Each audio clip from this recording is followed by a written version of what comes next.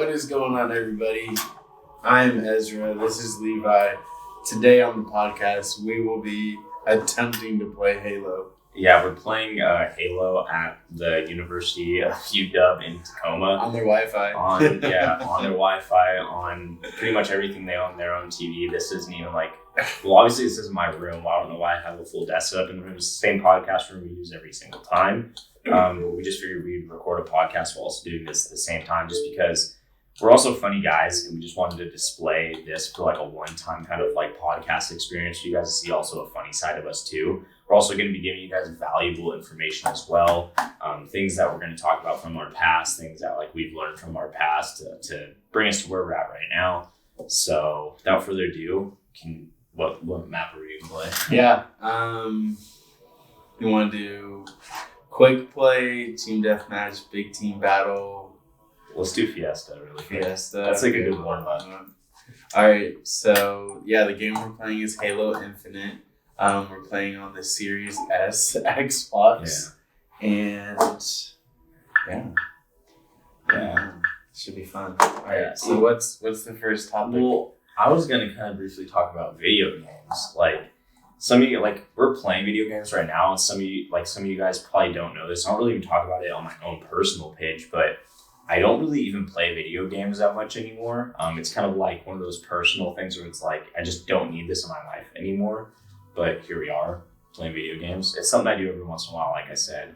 I need to have a healthy balance with it because if I'm stressed out or something, I'll just run to video games, something that takes my mind off. But I used to be pretty bad playing video games back in the day, as Ezra knows. Oh yeah. There's a really funny I was bad. Not only was video games a stress reducer for me, but it was also a stressor. And Ezra has this one story about me that he loves to tell people about my mom coming in my room when we just got out of high school and playing Red Dead Redemption 2.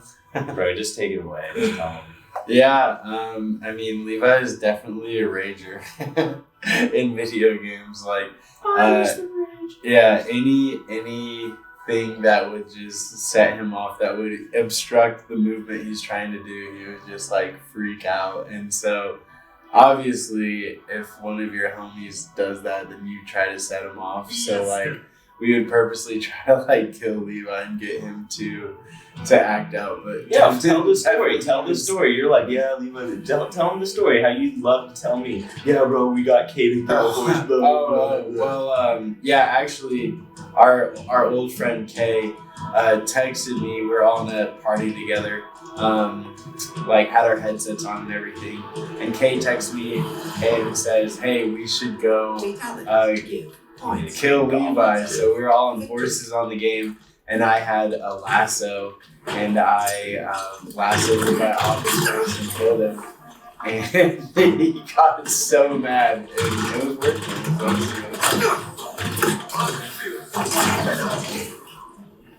Yeah, and then what happened? My mom came over and was like, "Levi, turn that game off," or something. Yeah, and then Levi was like, "Okay, Mom, I will."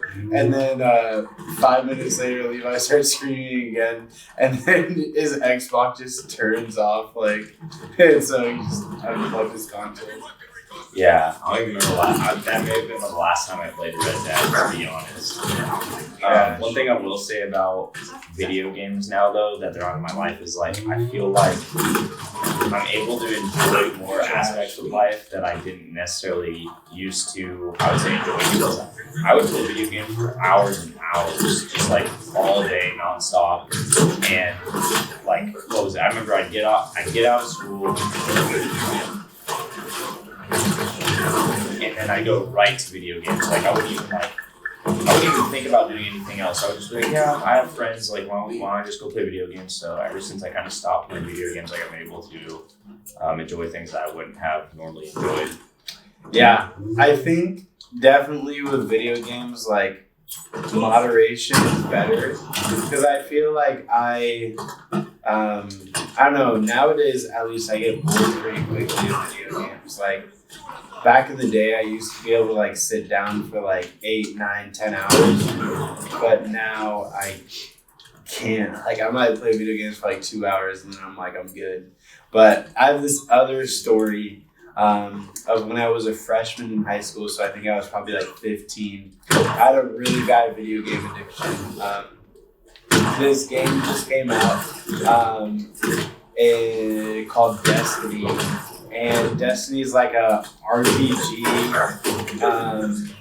massive multiplayer online game where basically you just like grind. The whole game is just going on every day, logging in, you know, playing games, whatever. But I stopped paying attention to my schoolwork. I stopped wanting to play sports. I stopped wanting to do pretty much everything. All I wanted to do was just play the game. And so I would get home from school at about 5 p.m. and then I'd play from like 5 to 2 a.m. pretty much Monday through Friday. And my grades started slipping. My dad told me, he said, Ezra, like, I'm going to take away your Xbox and putting it in my room and you'll get it back as soon as you get your grades up. Well, I was such a little crackhead for the game. I knew that my buddy, who I'll just call Bob, had 2 Xboxes because his parents were separated, so each of them had an Xbox, and I convinced him to give me the Xbox he had at his mom's house. Because like, bro, you already have an Xbox, just take the one that your dad does, go to your mom's house, what the hell just happened? Unplug it and play it there. So he gave me his Xbox, and so I would be playing it in my room like every night. And whenever I hear my dad, how did your parents not find out, dude? Well, dude, I'm telling you, I closed the door, and I would just quickly unplug it anytime I heard my parents walking. Like the DS or the pillow. Yeah, exactly like that. I would unplug it super quick and act like I was doing something else. So I'd always have like my homework set up right in front of me. Wait, just in case? Yeah, I would have my homework set up, and then I would just like throw the remote, turn off the TV, and just have my books out and be like, oh yeah, I'm studious, I'm studying, you know. And I kept that up for probably like 3 or 4 weeks.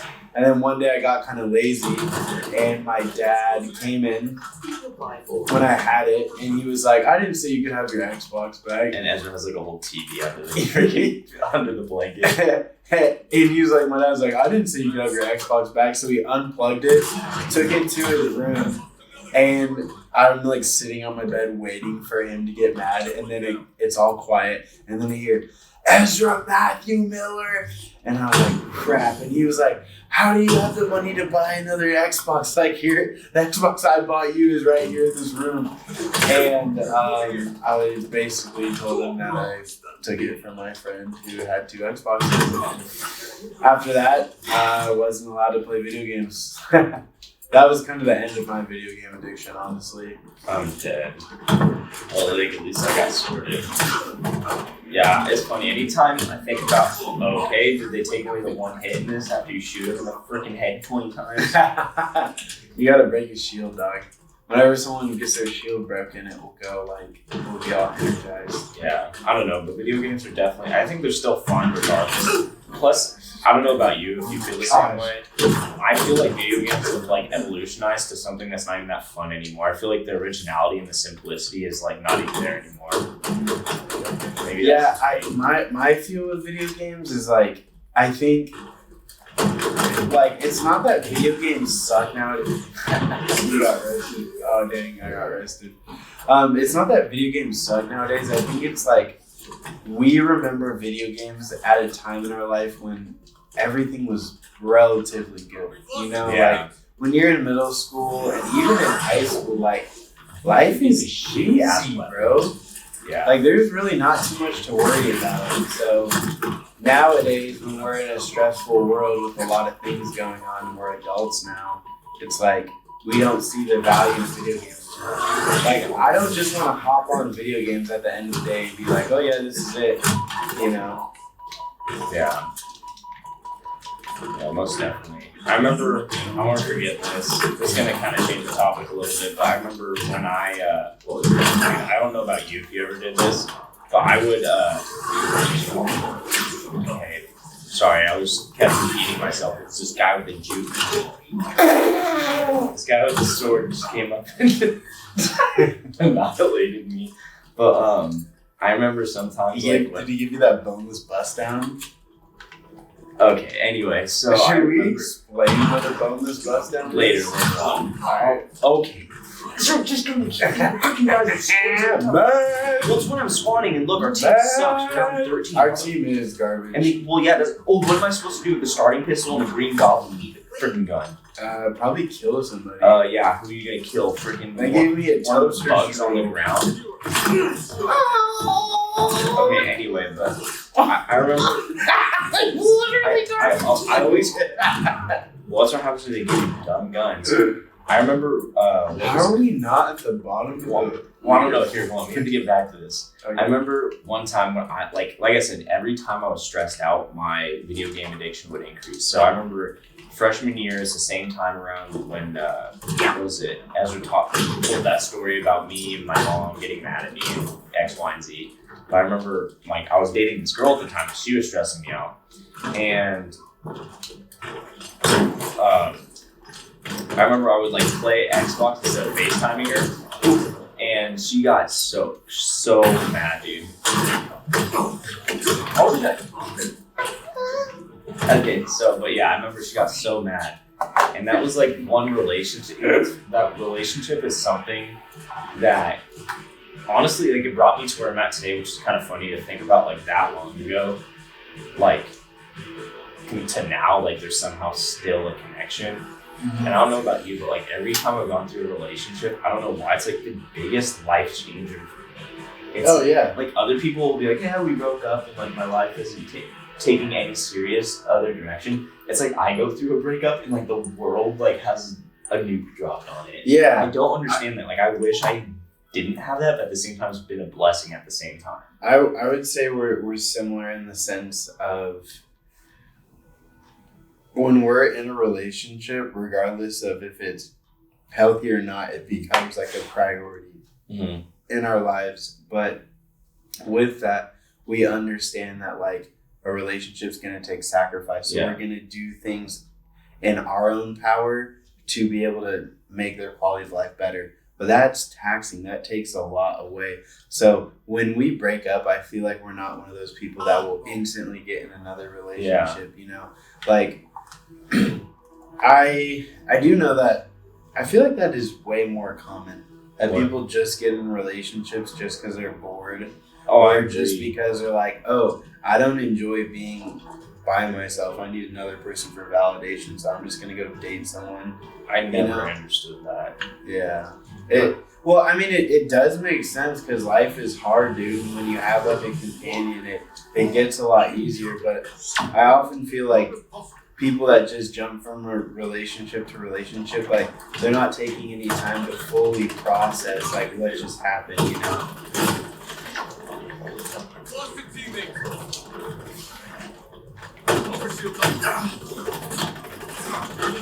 Yeah.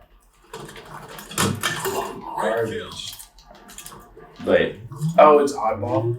I guess so. But okay. What were we talking about? No, we're just talking about people that jump from relationship to relationship. Like it's cool. All right, right up here, Levi. Alright, he jumped down. I always thought it was so odd. Like I don't know. I don't know if it's. All right, let's get the ball and let's come up top and mark it on that. I don't have it. Okay. But I did always think it was so odd. Like I never understood how people like in like high school and stuff were able to do that. It's not like, well, I mean, I'm gonna be honest. Every relationship, I don't know about you, but I would always fantasize it. A lot of people do this though, so I don't really know. Fantasize it. Like I'm like, oh, we're gonna get married, and I'm like thinking about all the sacrifices I'm gonna make for them. But it's like everyone does that. But I feel like it's the way our brain almost internalizes it. But in a general sense, I was like trying to make a point about like everything, like I kind of brought up, like everything in my life just drastically changes. Like it's not like, oh, I get into a relationship and like, you know, and I get out of it and then the world is just kind of fine. I went through a bad heartbreak. It's like, no, other aspects of my life have changed so much. Like I become a whole new person, but other people will like stay the same. Yeah, and I think that's because like, we actually haven't talked about our relationships too much. Like, no, me and you actually haven't. Really, like, but how I feel like is,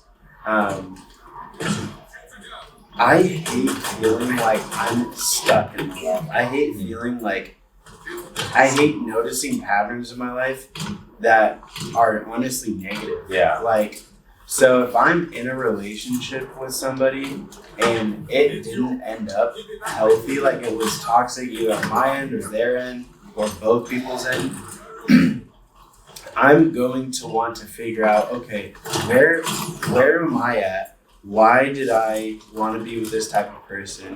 What did I do wrong? What did they do wrong? How can I do better? And I go through like a pretty intense like evaluation and be like, okay, here are the pros and cons of this relationship. Where do I need to be at in a good mental space to enter into another relationship? And I feel like a lot of people don't necessarily take that time. They're just like, oh, I was with this person and now I'm not, but I hate being single, so I'm just gonna go date someone else. Yeah. I'll get him. You got it. That dude has infinite help. If you guys literally saw this guy didn't even have a shield and I hit him, and he what? Fucking night. But I agree. Because I think really good point you just made right there was how when you're with that person and you start to notice bad habits or patterns in your life, you want to change them. And so sometimes that happens while you're in a relationship with someone else. And I've noticed that countless times. So I get what you're saying. It's like there was changes that you needed to make in your own personal life. And so when you well, his shields are off, so that's good. But twice and shot him. But I've noticed that too. Like, for example, one of my first ever relationships, I was in 10th grade and I was making some really bad decisions because of this girl. Some really unhealthy patterns and stuff like that. So, like, getting into smoking weed, just really bad things that, like, I wish I wouldn't have done. Mm-hmm. And when we broke up, like, it felt like my life took a whole big turn for obviously the better because I wasn't smoking weed anymore. I wasn't doing any stupid things. So, yeah. Like, I've just noticed, like I said, just huge changes, but I don't know, those relationships, it's funny because like during those relationships, I'm thinking it's going great just because something funny happens, something stupid happens, as you and I have both talked about. Mm-hmm. Like, there's funny things that do happen in relationships. And yeah, I mean, I'm trying to think of something funny that's happened before, like in one of my relationships, I maybe realized I needed to change. Oh, I have one. Like, I remember when I realized I needed to like smoking weed or something like that. I remember one time, like, where was it? This sounds so weird. I feel like such a jerk for saying this on a podcast, but like one time we were laying down cuddling and I was just like, I don't know if it was because you were smoking, but I was just like, you smell weird. she was like, what? And I was just like, yeah. And I just knew I was falling into the relationship that was like, first off, if you smell like crap, I'm not gonna want to date you. Like, I just found this out the other day, but did you know that like we can smell things off of each other, and that's how girls also get help determining if a guy's good for them or not? Like the pheromones off of our body. I didn't even know that. I mean, someone's coming. Who cares? That's right. I mean, yeah, I definitely see how that could be a thing. Yeah, let's actually keep talking about the same thing, but switch it up. So earlier you said like you're like, oh, I got into smoking weed and I really like regret that. Like, would you say your view on drugs or doing, you know, like whether it's drinking or partying, do you not be like, well, yeah, those experiences weren't the best, but it also led to where I'm at today, and like I'm thankful for where I'm at today, so it's just a part of like who I am. Well, everyone's heard that saying, like everything happens for a reason, right? Yeah. So yeah, obviously that projected me into like a better scenario than where I'm at right now. Like I wouldn't have done the things that I do now had that experience not happened. I know it sounds silly to say, like some people are like, that's crazy, like how could you like, you know, actually ever that's so stupid. How could you ever, you know, like go with that mentality of smoking weed's terrible for you, yada yada yada. Like I'm pretty sure it has had some long-term effects on my brain, but compared to where I was back then to now, like those things projected me forward. Mm-hmm. You know, if we want to take something out of the Bible, something that was meant for harm can, you know, God can always turn for something for good. I think I've seen that a lot of times in my life. And I think I'm seeing that right now, like having my mental, like I like to relate my drug issue with like what I have going on right now, because like I can't see the good in it. And back when I got caught for smoking weed, I was like, how could this happen to me? I was so mad. I'm like, what good is going to come from this? Because I was in trouble. Like, I wasn't allowed to leave the house for 6 months. Yeah. And I was so pissed off. And then, like, looking back, I'm like, wow, thank goodness that happened. Like, that was a blessing. You know what I mean? Mm-hmm. So then, like, now, like, I'm kind of in the same situation. I'm trying to, like, this time I'm trying to guess why, but I just need to live in a moment.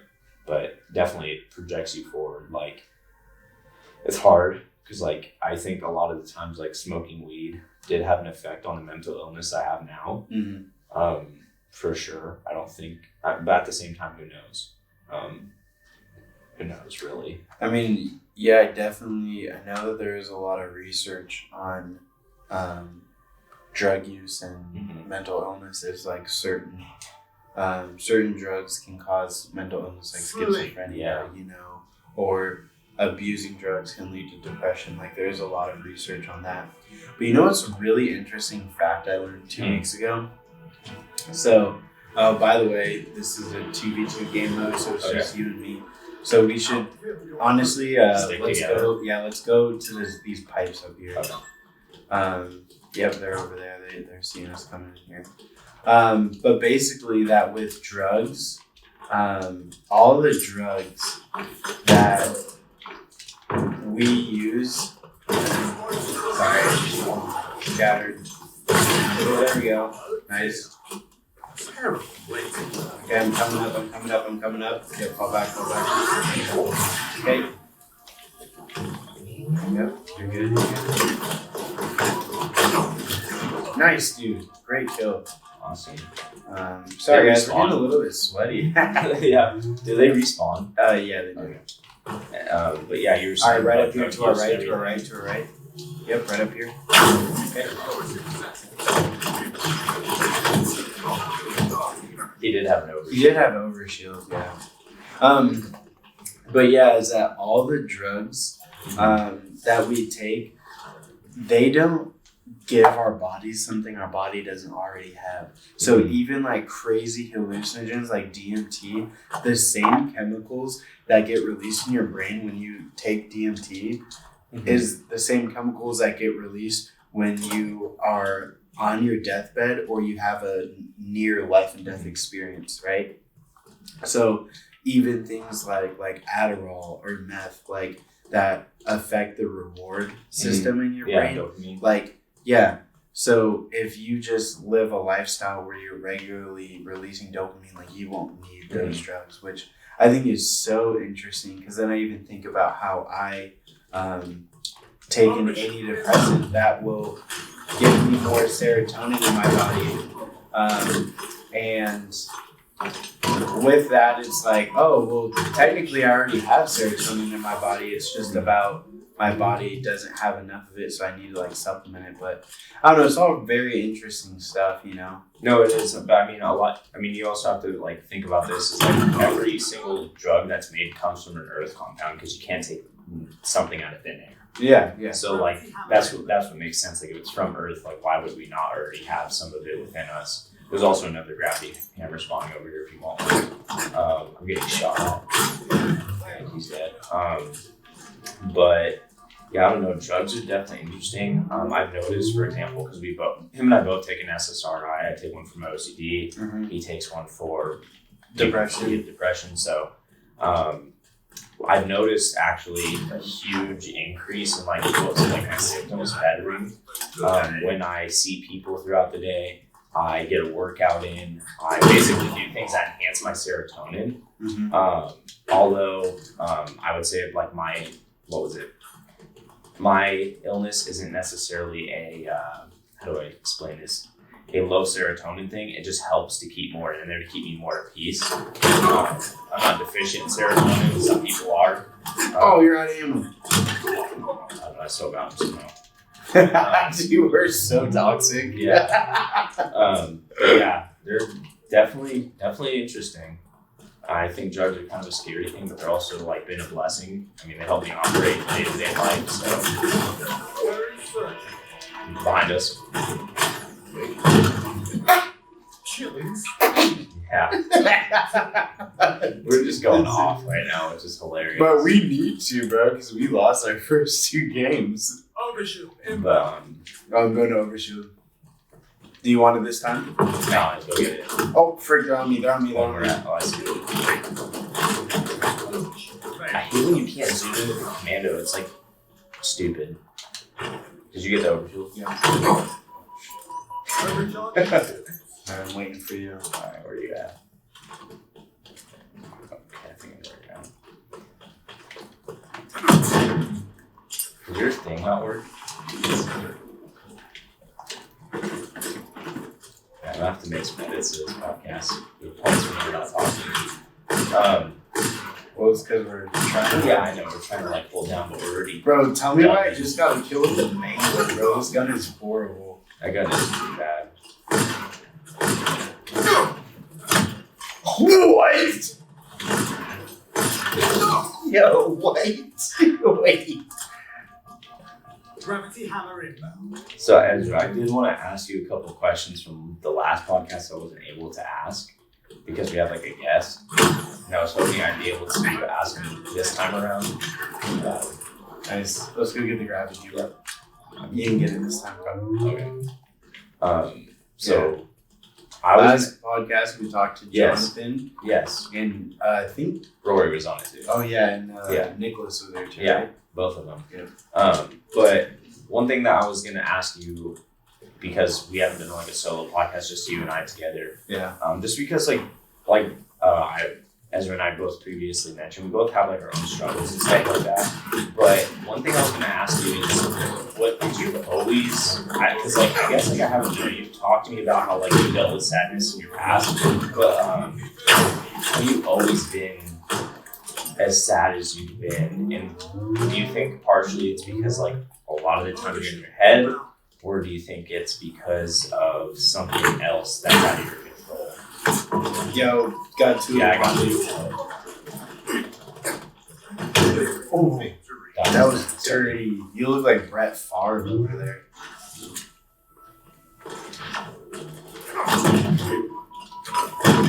So you said, have I always been this sad? When you're mental, like, what do you think catapulted like your mental illness? Was it when we first met? What was it like? What's the difference? Because we always talk about, I don't know if anyone knows this, but Ezra and I always talk about 2019. It's like some golden year for us, apparently. And I guess my question is like, did you have serious depression back then? Like, have you always been diagnosed with it?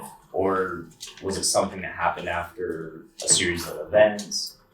Yeah, I mean, the first time I had depression, I was in 8th grade. Oh, okay. So, I would say kind of what led to it was, I'm coming to help. no, yeah, you're good.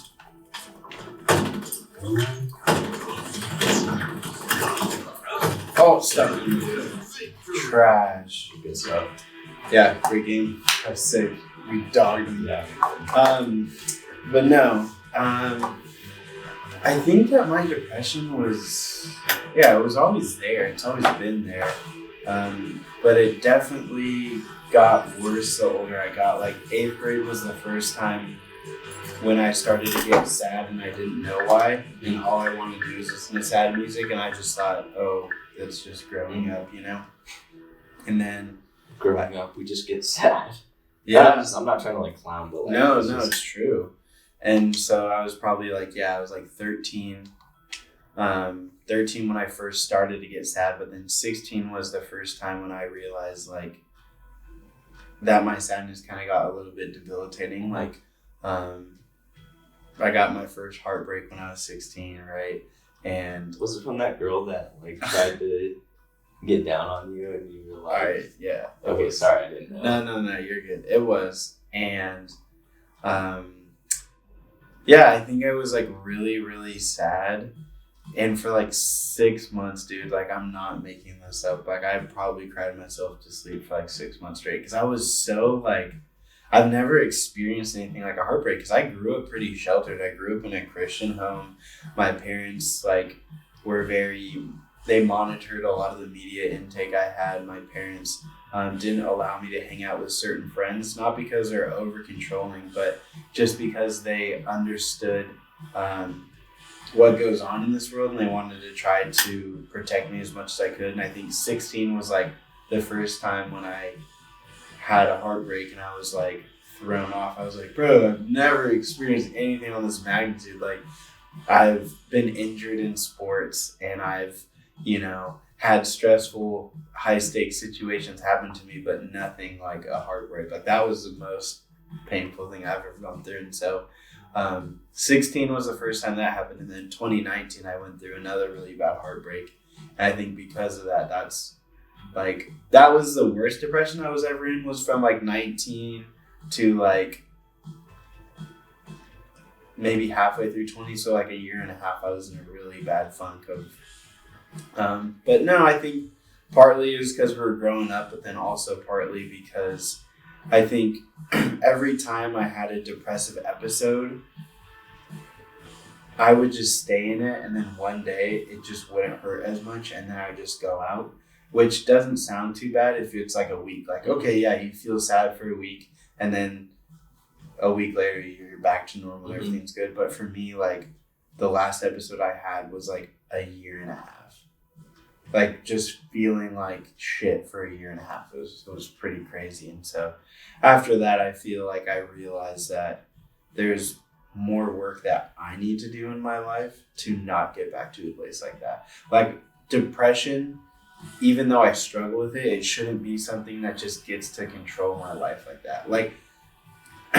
Granted, I'm the man I am today because of that year and a half, but part of me is dude, what if I just shook it off? It's what if I didn't let it affect me for a year and a half? A lot of people would be oh, just be happy. Don't be sad. Don't listen to sad music. And for me, it's the sad music is what's keeping me here. It's in the sense of I was so sad where I didn't really want to interact with people. I didn't want to go hang out with friends. I didn't want to ever leave my house. I just wanted to, smoke weed and stay inside all day. But the sad music, I felt like it gave me motivation to get up and get out and do stuff. But it was this really weird, I had this really weird pattern, I guess.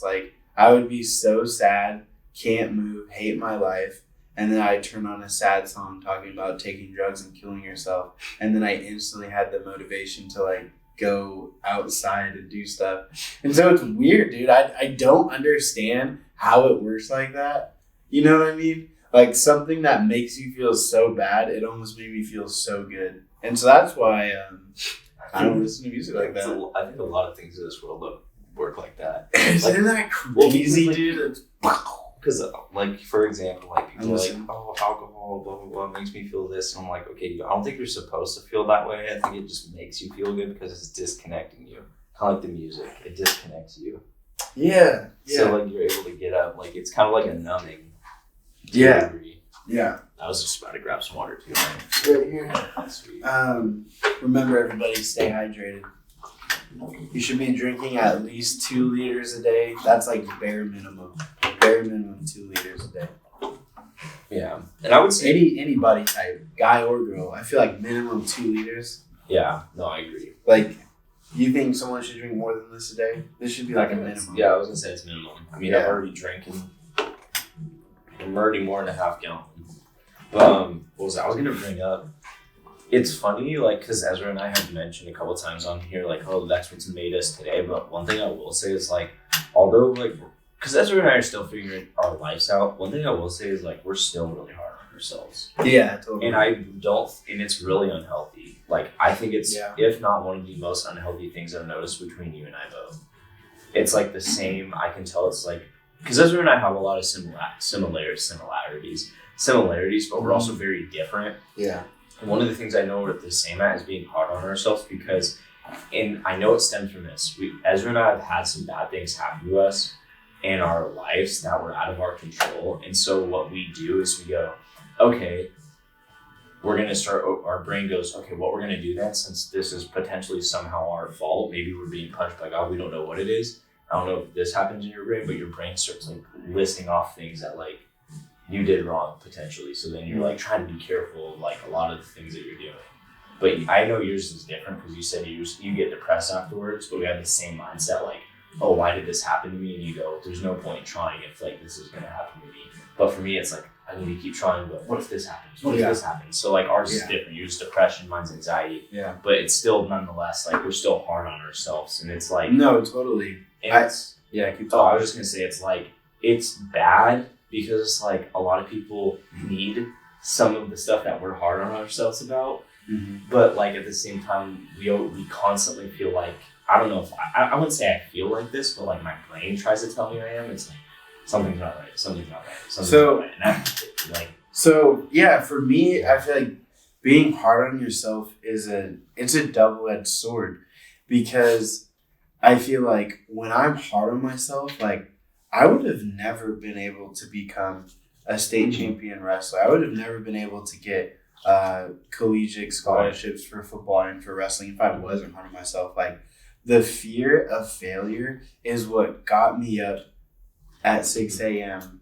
in high school off of sleeping for 4 hours to go work out, to go pack my lunch, to go to school, to go train. You know what I'm saying? And like that's hard. Like a lot of I think my senior year for like at least half the year I was doing 3-a-days for wrestling. Like I would work out, I would either run or do a short lift before school, go to practice, and then go to my club practice after that. And that was just what I knew was like the same amount of hours I'm at school is the same amount of hours I'm training. And I would do that Monday through Friday, dog. Yeah. But that was because I literally had that little voice in the back of my head being like you know that quote, it's like, there's someone always working harder. Yeah. I was like, I might wrestle somebody who might be stronger than me. I might wrestle somebody who might have more technique than me. I might wrestle someone with more experience than me. But no person I'm going to wrestle is going to work harder than me. And so I'd always have that voice be like, you're not even working hard. You got to push it. You got to push it. You got to keep going. But I would say that's a pro to having it. But then the con, and the con's huge, is it never stops. Yeah, it really doesn't. The more you feed into it, the more it takes. Like, oh, I'll never be good enough, so I have to work harder. It's like, great. Initially, like, instantly, I'm getting the results I want, but long term, it's like eating me alive. And so that's what I'm like right now, I would say I'm doing less than I was in high school. Like right now, I'm working a job. I'm, financially, I'm saving. I'm able to They're different live stressors. alone and pay everything I need to, but like I'm not training with that same intensity I was before. I'm not doing a whole lot of extra things. Like I think it's good. I have a good foundation. I'm doing what I need to do to survive for right now, but I would like to get back to that. Like I think like the only way I can describe it is like Conor McGregor. Mm-hmm. Like Conor McGregor in his early days, you know how he just walk around like this and he's like, I'm the fucking king, like I'm the best. Like I used to think that with myself, and like I haven't thought that since I was like 19. So I'm 22 now. So for 3 years, that confidence I used to have has kind of been gone. Yeah. And like I said, like I feel like partially, well, not partially, I feel like the main reason the being hard on ourselves portion sucks, or why it's like the bad end, because like you described like every possible end. You said that voice doesn't shut up, and I don't know if like this goes for you, but for me the voice doesn't shut up in a negative way. Like if my energy isn't being put towards something, that voice is still going on. Like if I'm resting, right, or like when I feel like I should be working, my brain is like, come on, what are we doing? You gotta find something now. Totally. We have to. And I told me and my dad kind of talked about this like, what was it? It wasn't a couple weeks back. It was like 4 or 5 months ago. Because I was like trying to figure out like, why am I so anxious all the time? And one thing I heard was something like, as a kid, whatever you're used to, your brain gets programmed into, okay, this is my perception of reality. I have to constantly be doing something. And if I'm not, there's something wrong. I have to constantly be working towards something. If I'm not, there's something wrong. Mm-hmm. And so, like, I didn't know that. Like, your brain will get programmed into doing things. And so, like you said, and for me too, when I was growing up, I would go from, you know, early morning, everyone went to school early. Yep. Then you go to school, and then after school, I have some sort of team sport, some sort of sport that I'm going to. And then afterward, I'm like doing some other sort of sport, homework, whatever it is. Yeah. And so, like, as a kid, always having like that high wired stuff, like, and every weekend was packed full of stuff too. It was super difficult for me to, like, I would say, get older and not have all that stuff in my life anymore. Mm-hmm. And I would say, like, some people think I'm crazy for, like, how could you ever do a bodybuilding show, powerlift to me? It's like, bro, if I don't have this stuff to focus on, I don't think people understand. My mind is literally going berserk. Yeah. Like, it is having it's having a shit show. Like, I'm on the verge of going crazy. I feel like that's a good segue into the Bible. That's true. But yeah, so I totally agree with what you're saying about just about it, like almost just like eating you, like it with that voice. Even though there is some good, it really just takes away your peace. It takes away your ability to rest, to relax, to be able to fully recharge. Like, our brain is, we should treat our brain like a muscle, like we treat any other muscle. 100%. You know, like, you're not going to hit arms 7 days in a row for 6 hours a day. You know what I'm saying? Because, like, okay, well, nobody should be hitting arms 6 hours a day, 7 days a week, 24. Well, okay, you would be because you just be dumb. But our brains, man, we're constantly, I mean, everyone's addicted to something, whether it's social media, whether it's music, whether it's movies. Like, we're constantly getting so much Stimulus, entertainment, so much, stimulating effects that, like, basically thinks for us. Like, we do things that do the thinking for us. That's literally what TikTok is. But all I'm getting at is that You have to go into depth on that. TikTok? Did you hear some conspiracy or something? well, it's not really a conspiracy, dog. It's like the app is like, I feel like when people, all right, this is probably gonna piss somebody off, but this is my personal view. The whole reason why I'm not on the app, I might get on the app for business purposes later on, but now I'm personally not on it, because people will go onto TikTok bored and stay on it for hours. Yeah, my sisters do that. Because like, whether the video is 10 seconds or 60 seconds, whatever, you don't know what you're going to get. And when you scroll, it's like, oh, I'm watching a cooking video talking about crabs, and then scroll, oh my gosh, crazy car crash that just happened. Scroll again, oh look, this beautiful girl's right up on my phone shaking her butt. Oh, click on her profile, watch 10 of her videos, and then it's like, oh, 10 minutes went by, and then swipe away. Oh, look, I'm watching some guns. Oh, that gun's pretty cool. Go click on that. Oh, I might purchase that gun. Oh, go click on that link, affiliate link. An hour goes by, and then before you know it, it's like your brain went to so many different places, but you didn't do anything. Yeah. Like, you just sat in your room staring at your screen, and you think that you're in some other, like, oh, I'm doing this and oh, I'm doing that, but you have nothing to show for it. And like, that app is so dangerous, because I knew when I was struggling with like depression, bro, I would just like lay in bed and scroll and scroll and scroll and scroll and scroll, and then it would be 12 hours later and be like, oh well, I'm gonna go to sleep now. You know what I'm saying? It's like, it sucks so much time. It literally does the thinking for you. But that, it's like, yeah, that's just my view on it. No, I definitely agree. Yeah, like, there's not much thought that goes into it. You're just like, oh, I got like 20 minutes. Oh, I'm just going to go hop on TikTok, and then before you know it's gone, it's like, oh, dang. You know what I'm saying? No, I get it. But I think I just wanted to go. Can I guess what verse you're going to share? Yeah. Idle hands. No. Oh, okay, that would be. That is good. That is that? That's early. I think that's like Isaiah. No? I think, I know it's not Isaiah. It's in the First Testament or the Old Testament. Isaiah is in the First Testament. Yeah. Yeah, Isaiah. Goes to show you guys like how well I remember the order of the gospel. No. That doesn't matter. I feel like as long as you're in it, you're in it. You know what I'm saying? Like, I have my Bible here, and y'all be like, "Oh, Ezra's really with it." Like, bro, I'll He be left lucky. it at my house for Yeah. week and a half. Like, I was ripping up my room. I was like, "Bro, where's my Bible?" But then it was at. I never even texted. And you, it like, wasn't hey. a week and a half. It was 1 week. Yeah, well, no, Not a week and a half. it just kills me because like I saw it and I was just like, I didn't even say anything, and I even saw you on the weekend. It's still Yeah, I was like slightly disrespectful. I'm not mad, but I was definitely ripping up my room. I was like, bro, I just got that Bible 2 months ago. How did I already Yeah, lose dude, it? this thing is so nice. It's like this leather, like zipper. Oh thing. yeah, this is my journal. The verse on my journal is Psalm 46:10. Be still and know that I am God.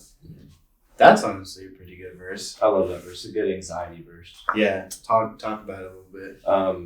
I think that verse is like, I mean, some people listening might not be like religious right now and listening, but just, man, I'm gonna try to bring this one home really quick. This is gonna be good.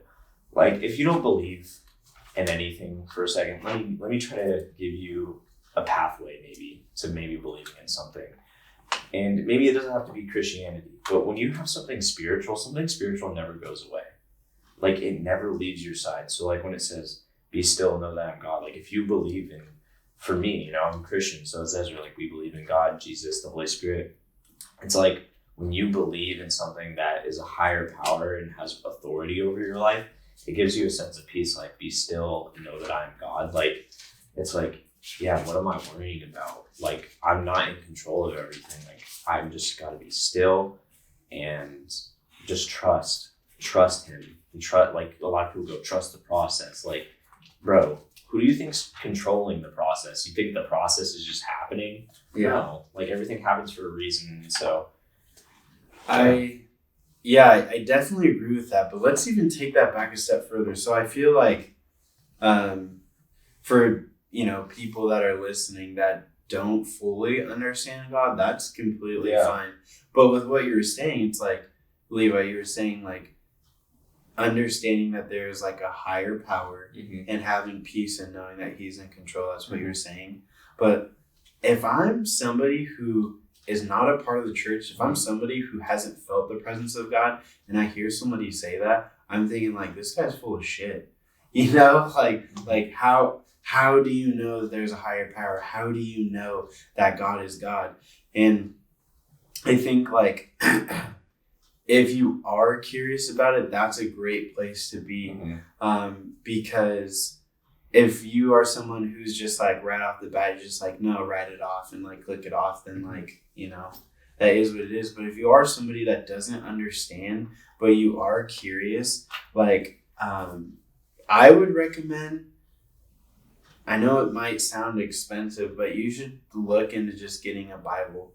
I say NLT is my favorite translation because it's less dense with words and it's more like, okay, what is being said? What is being said? Like, it takes away the thous and the days, and it kind of just makes it a little bit more understanding. Like, it helps give you a little bit more understanding. But yeah, man, I think God, like, I did grow up in the church, I'm not gonna lie, so I did have that understanding from a young age, like going to Sunday school, singing the songs. But I don't really think I'm like, I knew of the power of God and I was around the church, but I think most of my years in the church, I wasn't necessarily following God. I was just in the church. You know what I mean? Yeah, I agree. And up until I personally had an experience where like God was talking to me and I got on my knees and I was like, holy crap, this is for real. You know what I mean? And so I was like, God, like, if you're real and you say that you love me, like, I gave you my life and like, help me, and that's really what it was. Like, I thought in that moment, should I go into details about that night or like what happened? Go for it. If you think it's up to you, bro. Like, if you think it's worth sharing, then go for it. If not, then... Yeah. Okay, cool. So yeah, we're going back to 2019. I would say, so when I was 16, I kind of walked away from my relationship with God, and 18, moved to California, started going to college. And then during that 18 to 19, I really just didn't like God. I felt like every bad thing that happened in my life was because God didn't like me. And so I was pretty much just like, screw you, God. And I started seeing a person who also didn't really like God. And so I think I just kind of started to like naturally just get like an anger, like a hatred almost for God. And once I started to hate God, like I literally felt like whenever I'd hear anything about the Bible, I hear the name of Jesus, I'd hear God, I would get so angry that I just have to go do something to relieve the anger. Well, during that time, I also started struggling with like anxiety attacks. And I didn't really think anxiety attacks were real. Like when people are like, oh, I'm having an anxiety attack, I'd be like, okay, bro, just take a chill pill, like you're fine. Mm-hmm. But when you're actually going through one where your thoughts are racing so much to where you start hyperventilating and you can't think properly, mm-hmm. It's horrible. And so I started to get anxiety attacks. They would just come sporadically. So I remember one night, I'm laying in a bed, laying next to this person, and I like wake up. I'm like wide awake, and I'm starting to have an anxiety attack. And so I'm just like, okay, like it's about to come. Like it is what it is. And then I check my phone. My phone goes off. It's probably like, I don't know, like midnight, 11:30 p.m. Let's just say that. And I get a text, and it's someone from the Christian high school I went to. And they texted me. They're like, hey, man, God loves you. And he wants you to know that he's never left you. And I was like, I got mad. I was like, bro, shut up. Like, I didn't even respond to the text. Like, I was so pissed. And then 20 minutes later, a faculty member actually from that school reached out to me like, hey, don't know why, but God put you on my heart and he just wants you to know that he loves you. Once again, got super angry. I was like, dude, what the heck? Like, whatever. And then 20 minutes later, somebody from the church I was a part of in Washington texted me. They're like, whatever you're doing, stop. God's trying to talk to you. And so like instantly in that moment, like the anxiety attack was about to like come on. And I just like fell to my knees and I was just like, God, where are you? And he was like, Ezra, I'm right here. And I was like, where did you go? He's like, Ezra, I never left. And I was like, God, why do I feel like I just want to die?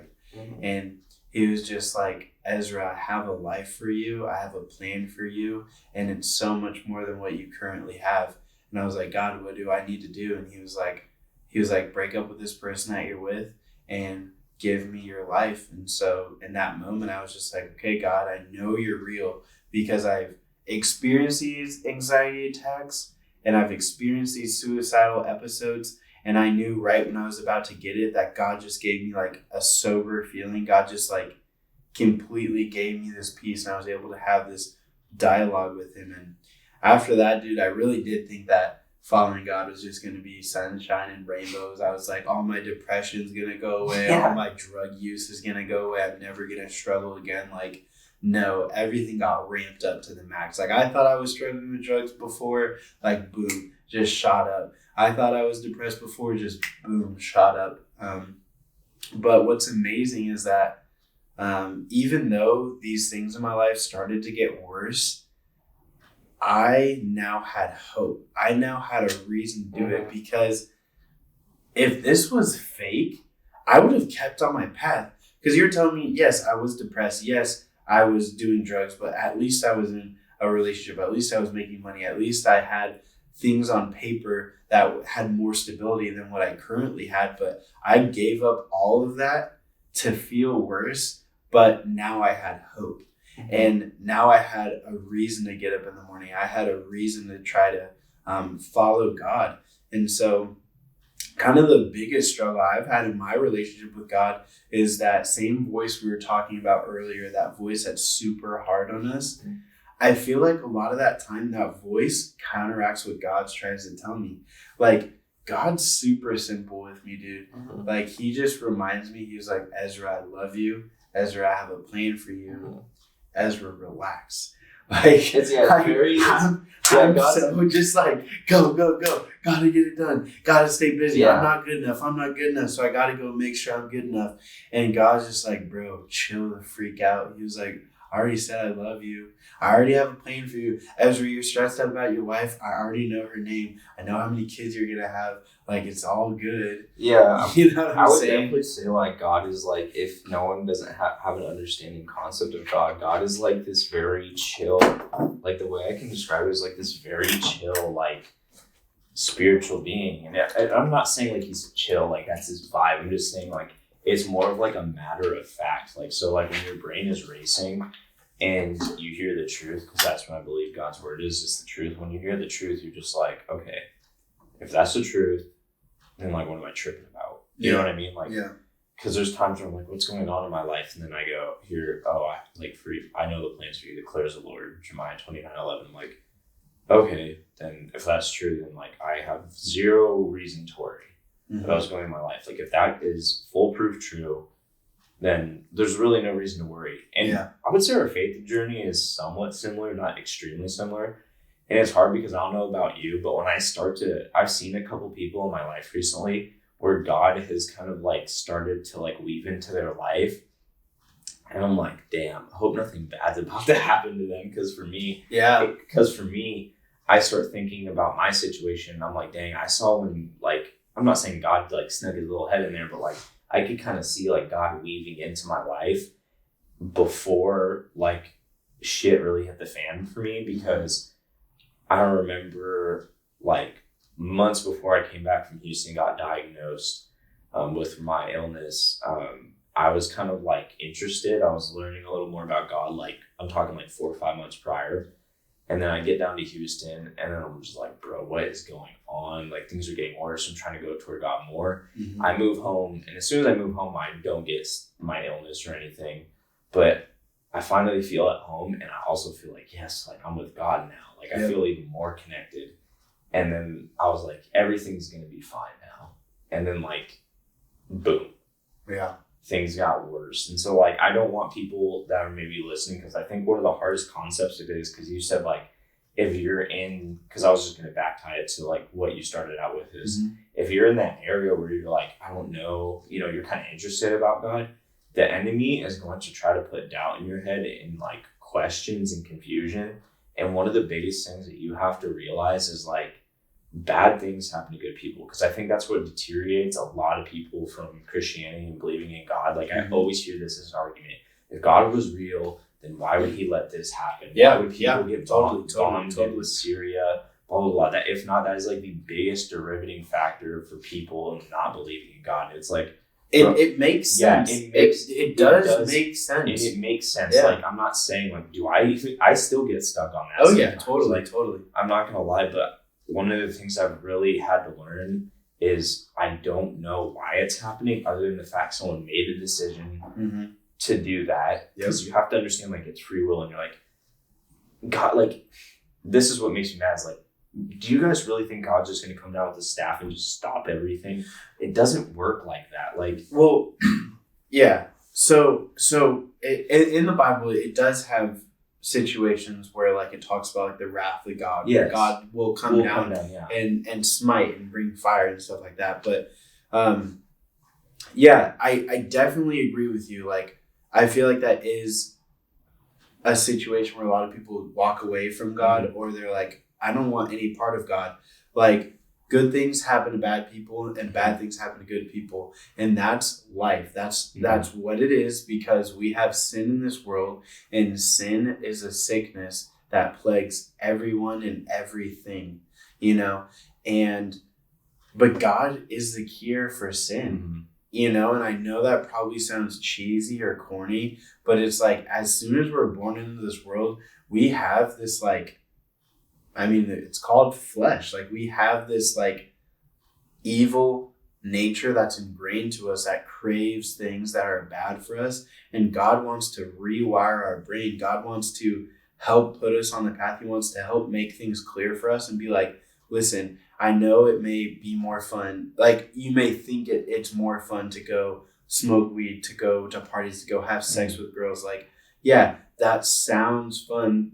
but really that's not fulfilling. And you ask millionaires or billionaires, like, why are you still depressed even though you have access to all these women, you have access to all these drugs, you have access to all this money that 99.99999% of people will never have the ability to. Like, why are you still depressed? And it's because we have this like innate darkness inside of us that just craves to take up all of our time and our energy. And like, God wants to put us on the straight and narrow path, and all that means is God wants our brain to be able to have peace. God wants our brain to have the ability to have decision making. Like, that's what God wants for us. Like, God wants us to be like, yes, I want to go be unfaithful to my wife. I want to go have sex with these women. I want to go, do these things that would damage people around me. But I'm going to decide to do the right thing because I have a reason. You know what I mean? And so if you're someone who's on the fence with God, dude, I know it may sound weird if you've never prayed before, but you can literally just have the most basic prayer. Be like, God, if you're real, show yourself to me. God, I desire to know what it means to have peace. Show me what true peace is. And God will start revealing himself to you. God will start showing himself to you. It's a powerful prayer, Yeah. But that's kind of what I have on the topic. I was trying to kind of help because you were talking about how a lot of people don't understand. Like, yeah, you know more about that than me. Like, you're able to explain it a lot better than me. Like, I usually just go, people have free will. Like, God doesn't just stop everything just to fix something. Like, if someone makes a decision at the end of the day, that's their fault. And he even says in the Bible, like, you reap what you sow. So someone, I mean, for example, Hitler ended up, I mean, I don't know if he actually killed himself. I'm not saying I believe in a conspiracy, but he killed himself at the end of the day. Look what he did. That's what he gets. You know what I mean? Like, you reap what you sow. God knew that was coming to him if he actually did kill himself. That's what you get. So you might be like, oh, well, one bot. Ezra and I have always been like, Hitler has the biggest KD ratio in the world, which is a really messed up thing to say. And I do take it back all the time. I'm just gonna be honest. We've said things like, you guys are so messed up. It's yes, it's a very messed up joke. I can admit that. Forgive me, God, for even making that joke. But at the end of the day, people need to understand, you reap what you sow. Yeah. You do that. Yeah. That's probably what you're saying. Ooh. Yeah. Well, I think that was a very interesting transition. So I don't know. Everything that we've talked about so far, what we've been portraying to our audience is this is us. This is us genuinely and authentically. And so everything that I've talked about God, how he's transformed my life, how he's put me on a new path, that's all true. And I feel every day I'm constantly learning, okay, this old thing I need to let go of, this old way of thinking. But I feel we do make a lot of jokes, and we make jokes that probably most people would get offended by. 100%. But personally, God does give me conviction. I ask for conviction from God. And all conviction is if you don't know what it is, conviction is basically feeling bad for something that is wrong. Yes. Conviction is okay, I now did this bad thing that either affected myself or affected other people. I no longer want to do this because I understand the outcome of it. That's what conviction is. And conviction brings change. And so if you ask God, you're like, God, I understand that I'm a sinner, but I don't know how to stop sinning. So would you give me conviction so that I don't mess up anymore? And so when you regularly ask God for conviction, he'll start to just release more and more 100%. Of that. But at least when it comes to comedy, I personally don't have that conviction. I do enjoy Bill Burr. I do enjoy Dave Chappelle. And I think that comedy has always been edgy. Comedy always pushes the boundaries of what's normal, what's okay to be said. And I feel like especially in a time and place today where everyone's trying to get canceled, everyone's voice is trying to get shut up, I'm just like, you know what, dude? Like, man, I don't know. I'm not against comedy. Like, yes, I do think that there are things that can offend people. I do think that there are things that are damaging. Yeah, of course. But I think that there's funny and there's not funny. everything can offend somebody. Everything can offend somebody. And so I guess what I am able to live down, it's like, what does the fruit of my life show?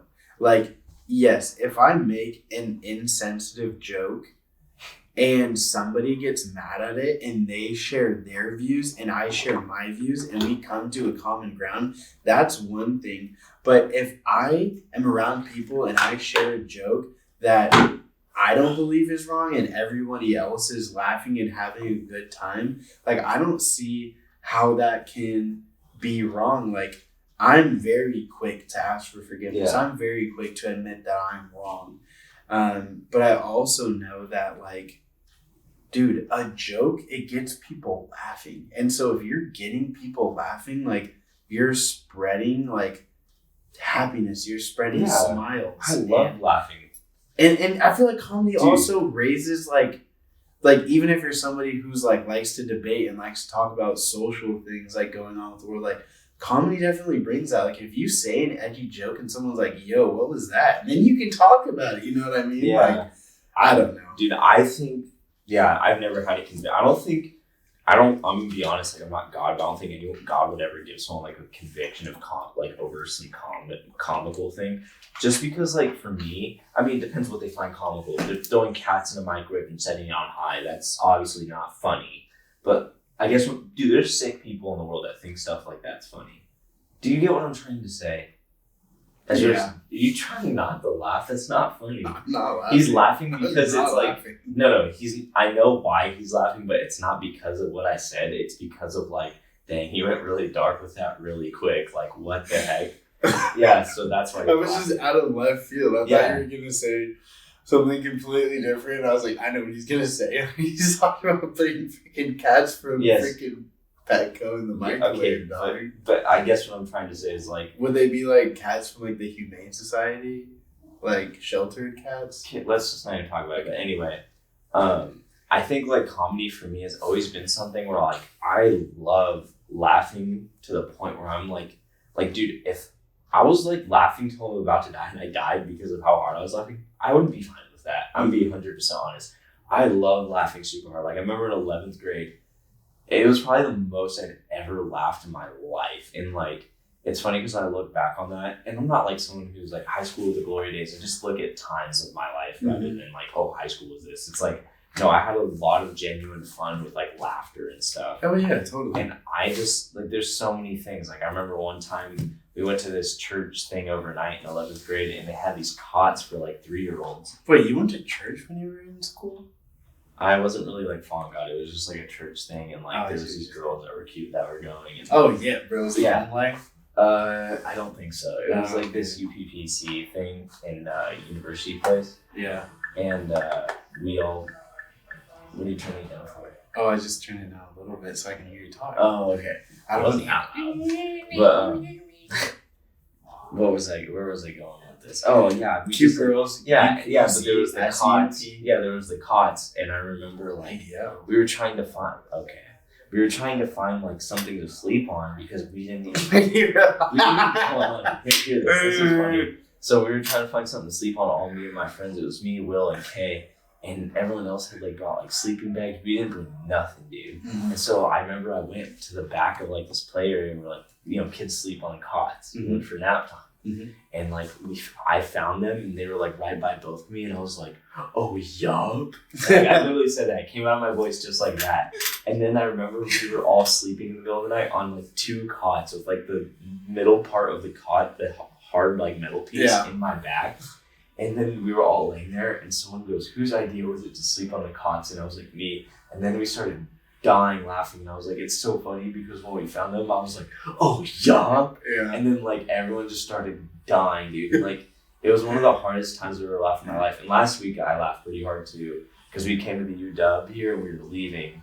And we were talking about like the last podcast and like buying land and like how much we spent on land. Yeah. And Ezra and I were kind of clowning the joke, and then I like looked to our right, and this guy looks like Sylvester Stallone. Dude, yeah. So basically, Levi and I feel like this is what I can't wait to be able to like show to you guys. But I feel like when we are on a comedic roll, we just keep going. Goes. So for like 10 minutes, we have this ongoing joke, and it's just stacking. We're laughing harder and harder, and it's just like getting to that point where we're about to like crash the car from laughing too hard. And so we like pull up to a stoplight. We're looking at each other. We're not even saying words. We're just dying laughing. And then Levi, who's in the driver's seat, there's a car to our right, rolls that the windows roll down, and he's like, yo, look, it's Sylvester Stallone. It's like some 70-year-old dude with a fedora, and half his face looks paralyzed like Rocky Balboa. And then I look at this man, I'm just like, He looks right back at us. Dude, he looks right at me in the eyes, and we both start laughing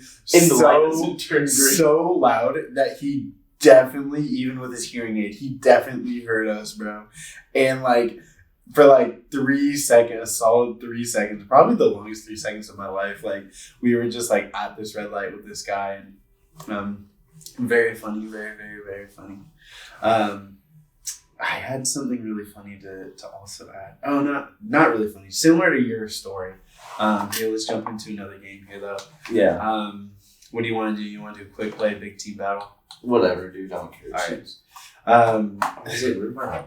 So, yeah. So we're in, I'm gonna say I'm in 7th or 8th grade. I'm at my church, City Central in Tacoma, and we were having not an all-nighter, a lock-in, right? So all the youth goes into the church, and basically it's like a giant sleepover. And so for the first half of the night, we're like having like, there's probably like 40 people here, girls and guys, 20 girls, 20 guys. And we're doing like a Nerf war. We're playing capture the flag, eating junk food, watching a movie. It's great. And then at like 10 p.m., they put the girls in one room, and then they put the boys in the other room. And we're still allowed to like play games, talk, do whatever, but they just separate us. And so me and my friends, there's like 4 of us, we sneak out of the room because our guy leader fell asleep. And so we're like wandering around the church, and there wasn't any like places to sleep inside of our room. Like, it was either sleep on the ground, but we're like, oh, we want to find somewhere more comfy.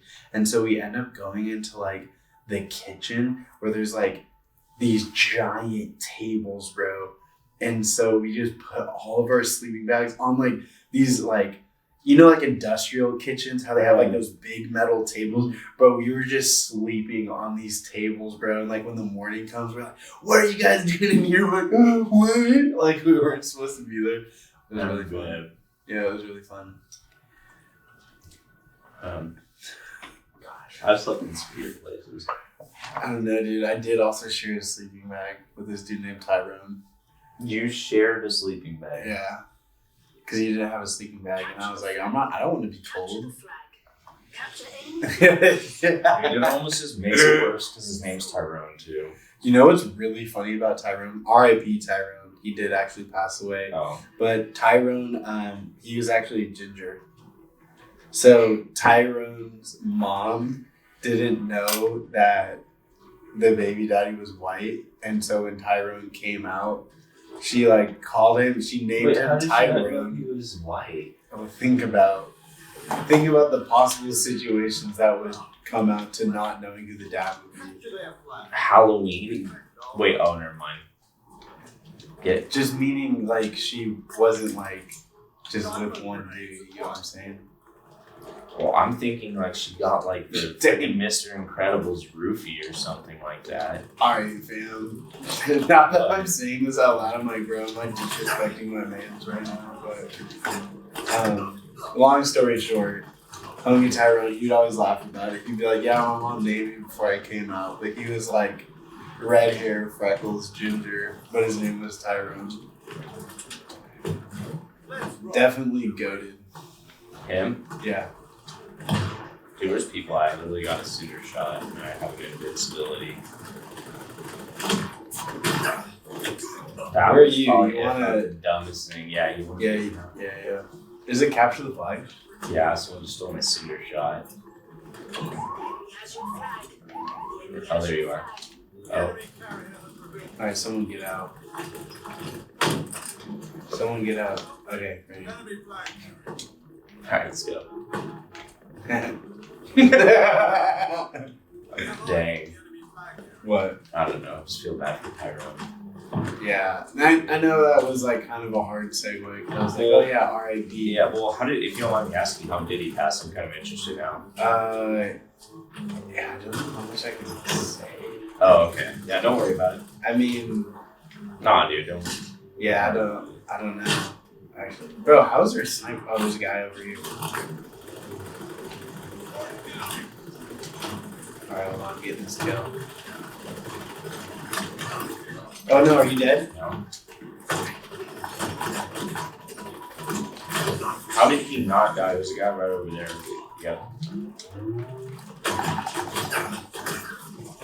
Okay, I'm trash. I feel like this is a good part to end the podcast too because we've been focusing on this game a little bit. So should we call it a yeah, I mean, we love you guys. This was another good one for the books, man. Yeah, definitely. We talked about good material today. I also feel like this was the most like relaxed one. Like I was not stressed coming here today. I think our first two podcasts that we were recording, I was like hyper fixated on, are we gonna have enough to talk about? But I feel like this was probably my favorite one so far, just because this didn't seem like work.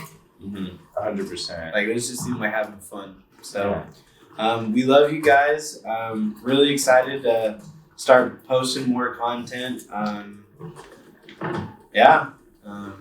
But thanks for joining in, and gonna say Chief Poupon out. And I'm gonna say out as well. See you guys next time.